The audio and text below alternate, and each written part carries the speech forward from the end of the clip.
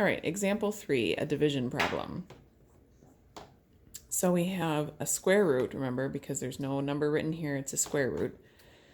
And we're taking the square root of basically everything inside. So you can think of this a couple different ways. You can kind of break it into 2 pieces if you want.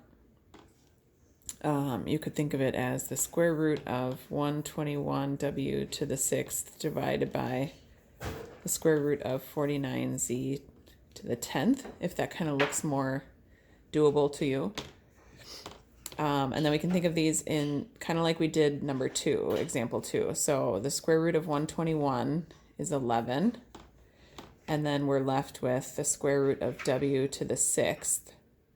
So you kind of want to think about w to the 6th as kind of different powers of 2, or adding it. So w squared times w squared times w squared, let's say, because you can take the square root of each one of those, and 2 plus 2 plus 2 equals 6. Because remember, when you do this, you're adding to get that 6th. When we're trying to pull it out, we're taking the square root. Divided by square root of 49 is 7.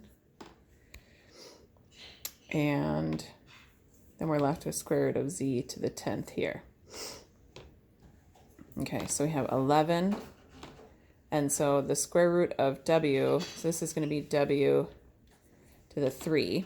You can also kind of think of it as division, because remember, you can rewrite these as fractional divisions.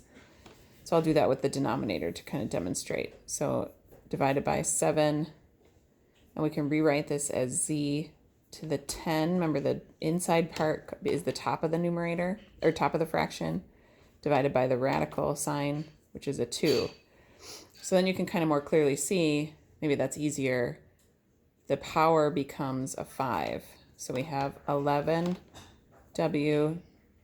to the 3rd power divided by 7z